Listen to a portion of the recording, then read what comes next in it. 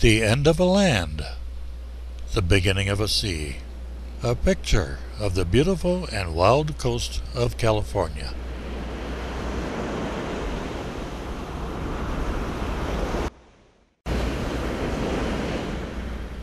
The end of a land, being continually buffeted by the onslaught of wave after wave of salt-filled foam of an ever-changing but never-ending sea.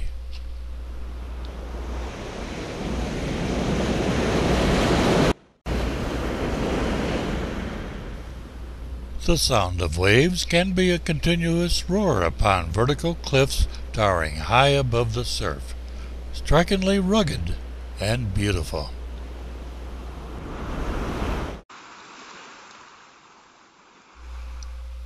The sound of the waves can be a quiet lapping of miles of sparkling sandy beaches, quiet, deceptive, and beautiful.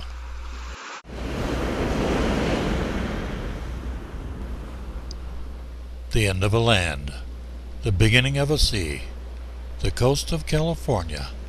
Wild? Yes. Beautiful? Yes. Inaccessible? Definitely not.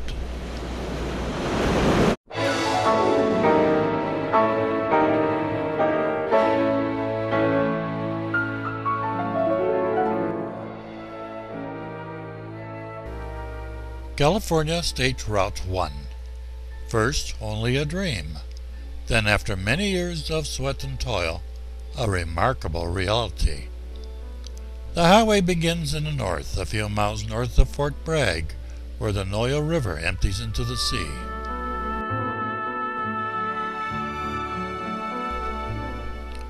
Or you can enter this highway in the south near Moro Bay, offering one of the many fine beaches for sunning and relaxing.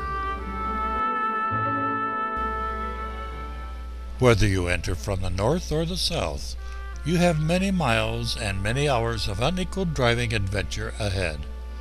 For here you are constantly aware of the never-ending battle, the drive of the sea to reclaim the land.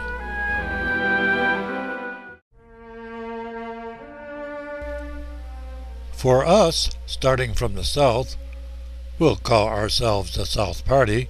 Our rewards are quite apparent right from the beginning. Standing out in lowly majesty like the dome of a mountain rearing up from the sea is 576-foot Moro Rock.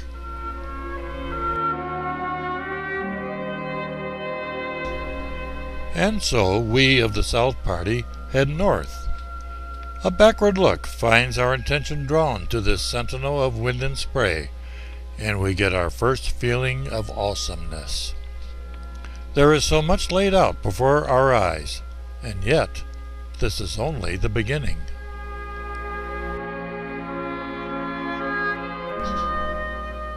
We are on the road. The travel is easy at this point. The hills are rolling and distant. We notice what looks like a castle on top of a hill. And just as we decide it must be an observatory, we find it is a castle. It took the late newspaper publisher William Randolph Hearst 28 years, from 1919 to 1947, to build his castle and to fill it with art treasures from all over Europe. The ranch, as Hearst called this extravagant residence when he lived in it, is a strange but glamorous collection of mansions, terraced gardens, pools, sculpture, exotic trees, bunkhouses, garages, and shacks, crowning a spur of the Santa Lucia Mountains about 30 miles north of Moro Bay.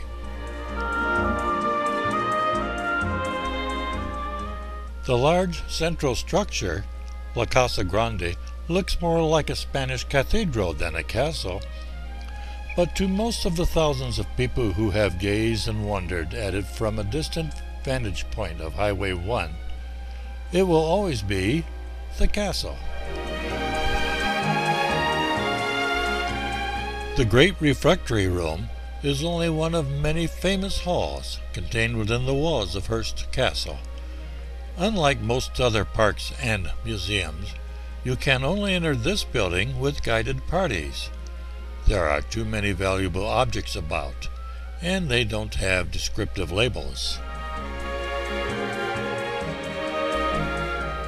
The assembly room, shown here, is 100 feet long, 40 feet wide, and 22 feet high. It contains, among other marvels, 4 marble medallions of more than 1 ton each. One of the more startling sights of Hearst's showpiece is the Neptune Pool, constructed of white marble studded with antique green marble mosaics. It holds 250,000 gallons of constantly filtered water.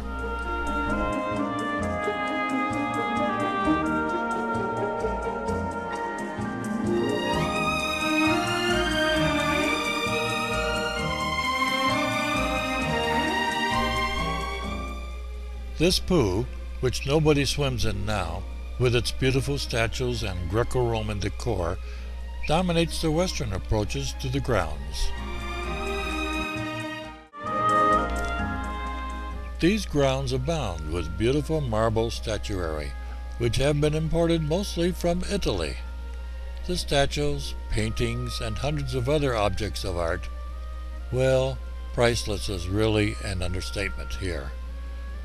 There is so much that only a part of it is on display for lack of room to put it all. The castle, near San Simeon, California, on 123 acres of donated land, is open daily to the public.